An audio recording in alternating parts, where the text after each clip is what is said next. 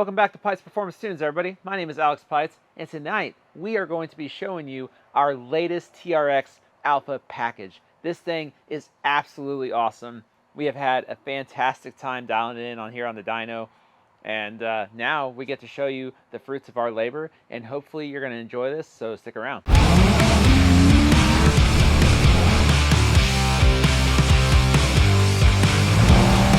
Okay, let's talk about this build just a little bit before we get to the dyno pulls.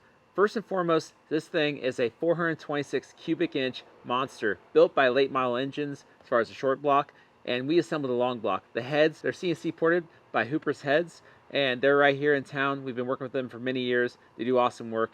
We really appreciate those guys over there. Also, you'll notice the 3.8 liter Whipple supercharger sitting on top of this thing. This thing is an absolute monster of a blower, and it looks great. And it performs even better than it looks, actually, so that's really awesome. One really cool, unique part about this build that you're not going to find in any other shop is this inlet elbow. So this thing has a massive 130 millimeter throttle body that goes to that 3.8 liter Whipple. The 3.8 liter Whipple actually is not designed to go onto the TRX, so we had to make some provisions. And so we custom designed this inlet elbow from scratch, designed it. Our CAD guys here in-house did this design, and then we had it actually 3D printed here locally at our shop, and then we ended up taking it outward, and this thing turned out awesome, and it looks great, and we're really happy with that. All right, to help manage some of the horsepower that we're making, we have our Mighty Mouse catch can setup. You see here we've got a sealed top, and we have a vented top. The vented top is for the dirty side of the PCV system, and the sealed top is for the clean side of the PCV system. That combined helps us evacuate those crankcase pressures and keep everything happy. We don't have any blown rear main seals or anything of that sort. Also, to manage the air charge temperatures, in addition to the fact that we already have a really good intercooling system from the factory, and the intercooler bricks are good in the Whipple as well, we have an oversized reservoir here. We also have the forced induction inner chiller as well, which really helps a lot. It's their stage 2 kit plus some more add-ons with that, and so that keeps things really cool. But on top of that, we've also added our direct port methanol setup from ProMeth. We actually drilled and tapped on our mill here, drilled and tapped the blower to make the provisions to put the rails on for the methanol. And so the methanol really helps when, you know, you're going to run 93 octane. You want some additional octane, some additional cooling, so you can run that smaller pulley, run that more timing, and that's what the methanol allows you to do. Also, it just keeps detonation at bay, whether you're running E85 or 93. So we really like to use that as a nice cherry on top, so to speak. So last and certainly not least is the camshaft. It is our 426 PD cam. It's our own grind that we have comp cams do for us. We've been using this cam for many years. We're really happy with it. It's gotten us great results over the years, and it continues to do a good job for us. We really like it. In addition to that, obviously we have all the valvetrain components that are needed. Still got Hellcat lifters that we replaced with new ones, and then all of our typical PSI spring titanium retainers, hardened push rods from Manton. The Manton push rods, they make a really great product as well. So all the fixings to make a lot of horsepower. Now we're about to see all of that work and all of these parts come together and make a great product and a great outcome.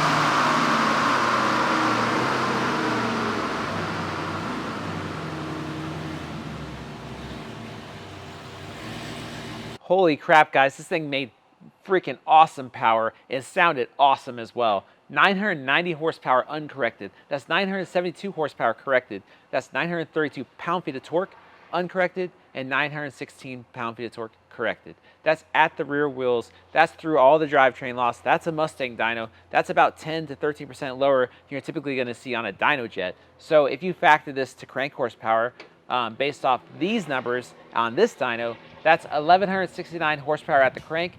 That's uncorrected. 1,149 horsepower corrected. That's 1,110 pound-feet uncorrected. That's 1,091 pound-feet corrected. Those are extremely good numbers. This is about 450 horsepower over this truck's baseline, and I'll show you that here in a second. But you gotta remember too, if you were to put the same truck, the same tune, the same combination, take this truck, put it onto a dyno jet, you're typically gonna see 10 to 13% higher numbers than that. So that means we are well into the 1,000 horsepower range on a dyno jet. And I know you're saying, well, you can't prove that. Well, go and put it on another dyno jet and you tell me what you see. All right, so let's go to the graph now. I went ahead and pulled up the baseline from this truck, and you're going to notice we hit a speed limiter and or RPM limiter on the baseline. So we couldn't even get a full idea of what it really would have made had it let us go full RPM, but you get a decent idea. So generally the most I've seen, let's delete that second run.